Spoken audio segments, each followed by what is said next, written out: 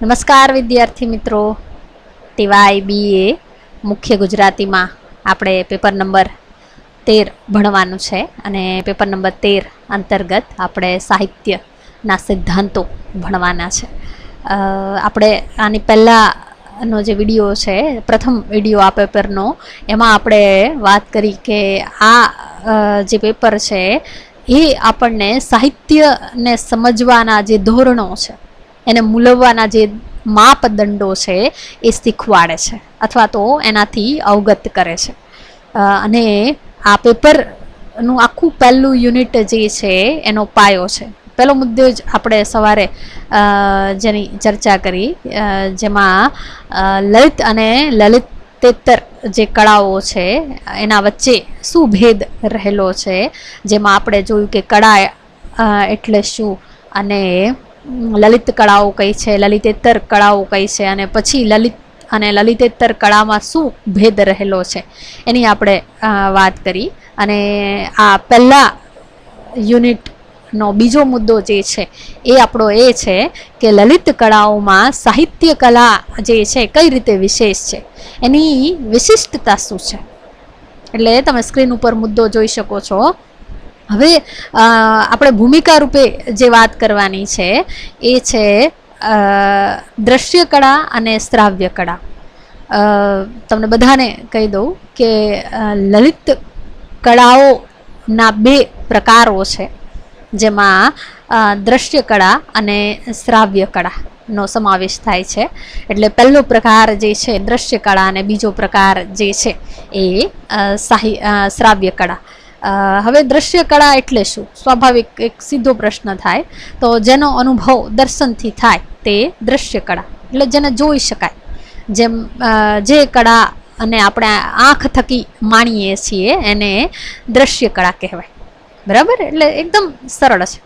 શ્રાવ્ય કળા કોને કહેવાય? હવે જેનો અનુભવ શ્રવણથી થાય, એટલે સાંભળીને આપણને જેનો અનુભવ થાય તે શ્રાવ્ય કળા. હવે આ બે ભેદ જે છે એ લલિત કળાના ભેદ છે. તો હવે આપણે એ જોઈશું કે આ પાંચે પાંચ આપણી જે લલિત કળાઓ છે એ કયા પ્રકારમાં સ્થાન ધરાવે છે.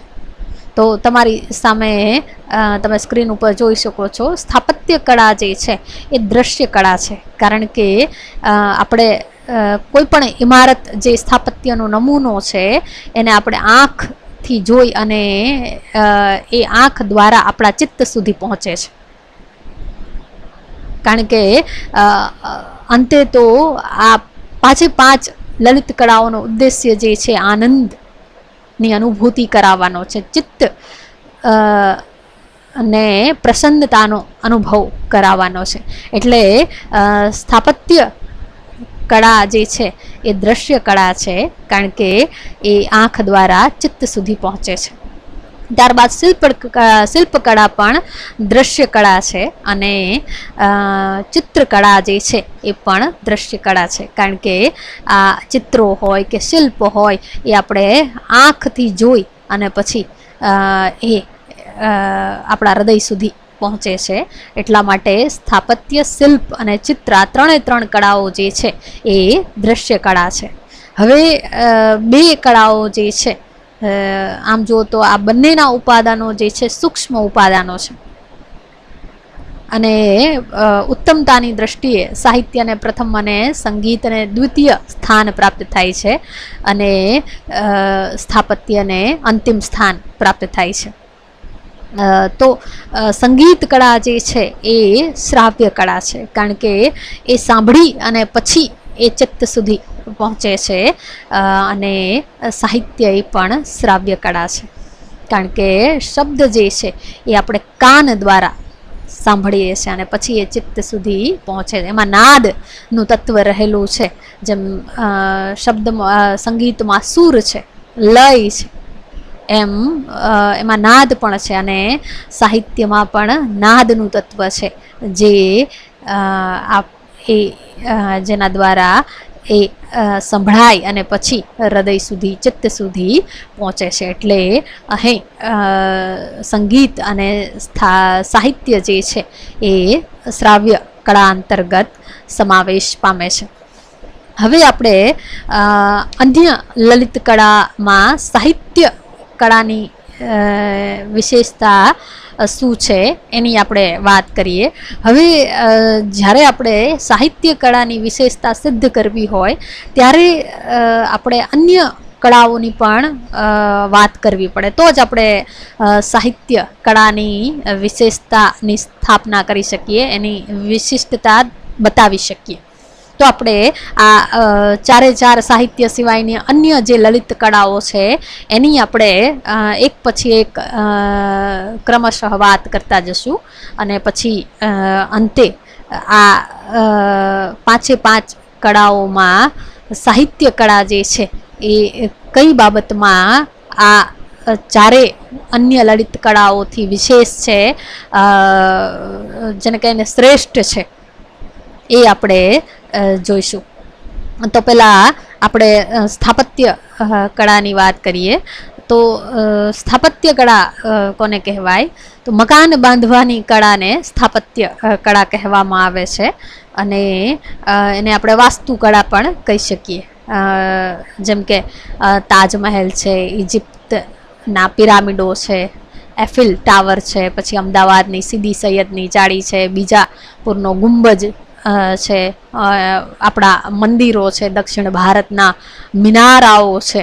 આ બધા જ જે છે ઉત્તમ સ્થાપત્ય કળાઓના નમૂના છે, અને એ જોઈ અને પ્રેક્ષક જે છે એ આનંદનો અનુભવ કરે છે, આનંદ વિભોર બની જાય છે. હવે આપણે જોઈશું કે સ્થાપત્ય કળાના ઉપાદાન કયા છે. ઉપાદાન એટલે સામગ્રી, બરાબર? તો ઈંટ, ચૂનો, રેતી, પથ્થર, સિમેન્ટ, ધાતુ, લાકડું વગેરે જે છે એ સ્થાપત્ય કળાના ઉપાદાન છે, એની સામગ્રી છે. એના દ્વારા જ સર્જક જે છે એ કળાકૃતિનું નિર્માણ કરે છે. આ સામગ્રીનો ઉપયોગ કરીને જ તે સ્થાપત્ય કૃતિ જે છે એનું નિર્માણ કરે છે. આમ જુઓ તો પ્રમાણમાં સૌથી વધારે ભૌતિક ઉપાદાન સ્થાપત્યનું છે, અને એટલા માટે જ સ્થાપત્ય કળા જે છે એ નિમ્ન કળા તરીકે એનું સ્થાન ધરાવે છે. હવે આપણે એની વિશેષતા જોઈએ તો સ્થાપત્ય કળાની વિશેષતા એ છે કે આકારની રમણીયતા સ્થાપત્ય કળામાં છે, પરંતુ છતાં જીવન તથા ગતિનો અભાવ આ કળામાં વર્તાય છે. ભાવની સંપૂર્ણ અભિવ્યક્તિ સૂચનાત્મક અને નહિવત પ્રમાણમાં સ્થાપત્ય કળામાં છે, અને માટે જ અન્ય લલિત કળાઓમાં સ્થાપત્યને નિમ્ન સ્થાન પ્રાપ્ત થયું છે. એટલે કે કળાકાર જે છે એ સ્થાપત્યને એકદમ પ્રમાણસર અને મનોહર ઘાટ અને આકાર આપવાનો પ્રયત્ન કરે છે, તેમ છતાં એમાં એક પ્રકારની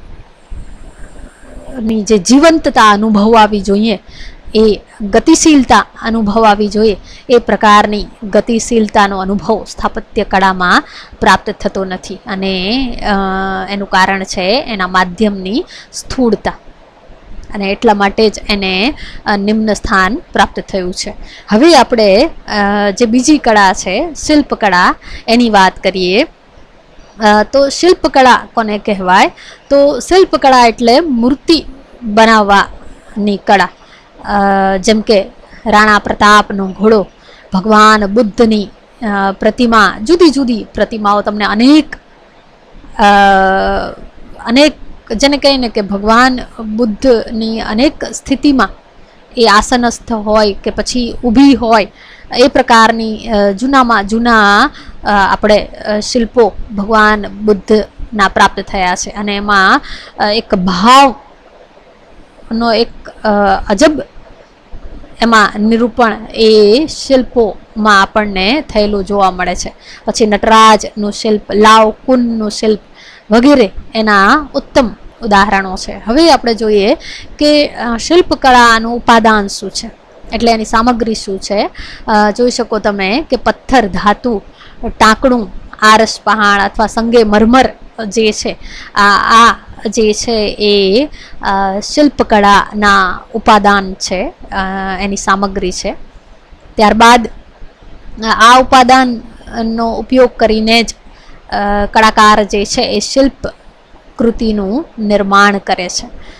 હવે આપણે કળાની વિશેષતા જોઈએ તો શિલ્પ કળામાં કલાકાર જે છે એ પ્રયુક્તિ દ્વારા કેટલેક અંશે ગતિ અને ભાવને જીવંત કરવામાં સફળ થાય છે. જેમ કે પથ્થર કે ધાતુ જેવા સખત પદાર્થોમાં વસ્ત્રોને રજૂ કરવા કે વસ્ત્રોના વિવિધ સળને, જુઓ ભગવાન બુદ્ધની પ્રતિમા જે છે એમાં વસ્ત્રોના જે એના અલગ અલગ સળ છે એને પણ કળાકારે સૂક્ષ્મતાથી નિરૂપ્યા છે અથવા તો એને આકાર આપ્યો છે. એટલે આ રીતે વસ્ત્રોના એના સળને રજૂ કરવા કે વિવિધ મુદ્રામાં નૃત્ય કરતી નર્તકીનું શિલ્પ થોડે અંશે જીવંત અને ભાવ પ્રેરક બને છે. છતાં એ બધામાં એક જાતનો આપણને આયાસ લાગે, એક જાતનો આપણને પ્રયત્ન લાગે, કૃત્રિમતા લાગે. અને એટલા માટે જ પ્રમાણમાં સ્થાપત્ય કરતા એ થોડી ઉપરની કેટેગરીમાં, એટલે સ્થાપત્ય કરતા આમ જુઓ તો એને આગળનું સ્થાન પ્રાપ્ત થાય, લલિત કળાઓમાં એને ચોથું સ્થાન પ્રાપ્ત થાય છે. એ પ્રકારની આપણી કળા છે. માધ્યમની આ ભૌતિકતા, સ્થૂળતા એ શિલ્પ કળાને ઊંચી કોટીની કળા બનતા અટકાવે છે. તો પણ સ્થાપત્ય કલા કરતાં તે પ્રમાણમાં ઓછી સ્થૂળ કળા છે. હવે આપણે એના પછીની જે કળા છે ચિત્રકળા, એની આપણે વાત કરીએ તો ચિત્રકળા જે છે એમાં કળાકાર જે છે એ પાટિયું, કાગળ, કેનવાસ, કાપડ કે ક્યારેક ભીત પર રંગ અને રેખા વડે ત્રિપરિમાણયુક્ત દ્રશ્યોનું નિર્માણ કરે છે. પોતાના સંવેદનોને આ રીતે એ આકાર આપે છે. હવે ચિત્રકળાના ઉપાદાનો કયા છે, એટલે એની સામગ્રી કઈ છે, તો તમે જોઈ શકો છો કે રંગ, રેખા, કાગળ, પીંછી, કેનવાસ જે છે એ ચિત્ર કળાના ઉપાદાનો છે. અને આમ ચિત્રકળાનું ઉપાદાન જે છે એ સપાટી અથવા ફલક છે. અને શિલ્પ કરતા એમાં વધુ સૂક્ષ્મતા ચોક્કસ છે. એટલે આમ સ્થાનની દ્રષ્ટિએ ચિત્રકળાને ત્રીજું સ્થાન પ્રાપ્ત થાય.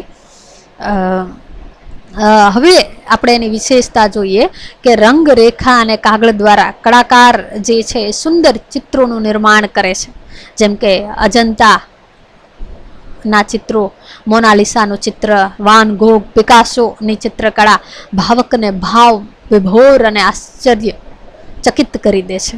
ત્યારબાદ પ્રાકૃતિક દ્રશ્યો, મકાનો કે મનુષ્યનું ઇન્દ્રિય ગ્રાહ્ય ચિત્રણ, પ્રકાશ અને અંધકાર, દૂરતા અને સમીપતા તેમજ ઘનતાનું આલેખન કળાકાર જે છે પીછી રંગ રેખાઓથી સચોટ રીતે ઉપસાવવામાં સફળ નીવડે છે. ત્યારે એ ભાવકને આનંદ અને આશ્ચર્યનો અનુભવ કરાવે છે.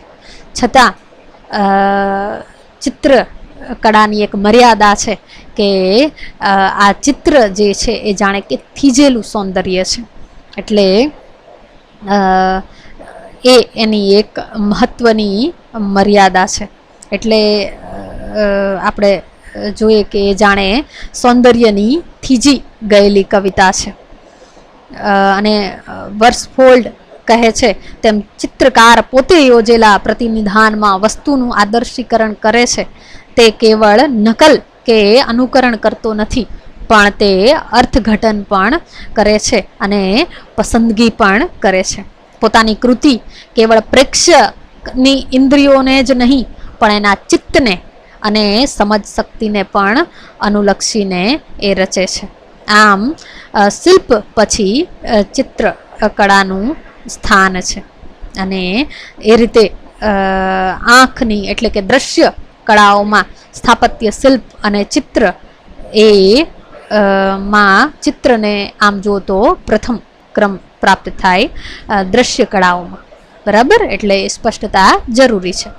હવે આપણે જે શ્રાવ્ય કળાઓ છે એમાં સંગીત અને સાહિત્ય કળાનો સમાવેશ થાય છે. જેમાં આપણે પહેલાં સંગીત કળાની વાત કરીશું. તો સંગીતના 7 સુરને કળાકાર સૂઝપૂર્વક યોજી કર્ણપ્રિય સુરાવલીઓનું નિર્માણ કરે છે. અને સંગીતમાં માનવ મનને ડોલાવવાની શક્તિ રહેલી છે. માત્ર માનવને નહીં પણ સમગ્ર જીવ સૃષ્ટિ પર સંગીતનો પ્રભાવ છે એ એક સિદ્ધ બાબત છે. એ પછી વૃક્ષ અને પશુ સૃષ્ટિ કેમ ન હોય. એટલે હવે આપણે સંગીત કળાના ઉપાદાન ની વાત કરીએ તો નાદ, ધ્વનિ અને સુર જે છે એ સંગીત કળાના ઉપાદાન છે. સંગીત કળાની વિશેષતા એ છે કે નાદનું માધ્યમ જે છે એ સ્થાપત્ય શિલ્પ અને ચિત્રકળાના ભૌતિક ઉપાદાનોને મુકાબલે વધારે સૂક્ષ્મ છે. સંગીતમાં સુર જે છે એ આધિભૌતિક તત્વ છે. એની સૂક્ષ્મતા, શ્રાવ્યતા, સંવાદિતતા અલૌકિક સૌંદર્યનો અનુભવ કરાવે છે. માનવીના ચિત્તમાં રહેલી વૃત્તિઓને સંગીતકાર સ્વરની મોહિનીથી સંસ્કારવાનું કાર્ય કરે છે. છતાં સંગીત કળાની એક મર્યાદા છે કે એમાં બુદ્ધિ તત્વની ગ્રહણશીલતાનો અભાવ છે. અહીં ટાઈપિંગ એરર છે. અહીં તમારે બુદ્ધિ તત્વ વાંચવું, એટલે એમાં બુદ્ધિ તત્વની ગ્રહણશીલતાનો અભાવ છે. કેટલાક ભાવોના અનુભવ માટે પૂર્વ પરિચયની જરૂર પડે તેવું એનું વાયવી સ્વરૂપ છે. એટલે આમ જુઓ તો અમૂર્ત કળા છે સંગીત કળા છે એ સાહિત્ય કળાના પ્રમાણમાં એની સરખામણી. સંગીતમાં માનવ આત્માને આકર્ષવાની જબરી શક્તિ છે. છતાં ગમે તેવો પ્રતિભાવાન કલાકાર નાદ મારફતે આકૃતિઓનું પ્રતિનિધાન યોજી શકવા સમર્થ નથી. શબ્દને જેટલો સ્પષ્ટ અર્થ સંસ્કાર મળેલો છે તેટલો નાદને મળ્યો નથી. એટલે જુઓ, અહીં જ આમ જુઓ તો સાહિત્યથી કઈ રીતે સંગીત કળા જે છે મર્યાદિત છે એની વાત થઈ જાય છે કે શબ્દને જેટલો સ્પષ્ટ અર્થ સંસ્કાર મળેલો છે તેટલો નાદને મળ્યો નથી. અને સાહિત્યનું ઉપાદાન જે છે એ શબ્દ છે. એટલે સાહિત્યનું ઉપાદાન જે છે એ સંગીતના ઉપાદાન કરતાં વધારે સ્પષ્ટ છે અને એ જ એ સાહિત્યની સિદ્ધિ છે. એટલે નાદ ની જે આ અસ્પષ્ટતા છે, એની અમૂર્તતા જે છે એ સંગીત કળાની મર્યાદા બને છે. અને એટલા માટે જ સંગીત કળા જે છે એ સાહિત્ય કળાથી ઉતરતી કોટીની કળા ગણાય છે. એટલે આમ જુઓ તો કેટલીક વાર સંગીત કળામાં અમુક રાગ સમજવા માટે એનું જ્ઞાન જે છે એ આવશ્યક બની રહે છે. એટલે એ રીતે એમાં થોડીક એની મર્યાદા બને છે. હવે આપણે સાહિત્ય કળાની વાત કરીએ કે કઈ રીતે આ અન્ય લલિત કળાઓ છે એના કરતાં જુદી પડે છે. તો સાહિત્ય કોને કહેવાય? તો સીધી એક સરળ વ્યાખ્યા છે કે શબ્દ અને અર્થના સહિત તત્વથી સાહિત્ય સર્જાય છે. બરાબર, જ્યારે શબ્દ અને અર્થનું સાયુજ્ય સધાય ત્યારે સાહિત્યનું નિર્માણ થાય છે. હવે આપણે જોઈએ કે સાહિત્યનું ઉપાદાન શું છે, એની સામગ્રી શું છે. તો શબ્દ અથવા ભાષા જે છે એ સાહિત્યનું ઉપાદાન છે.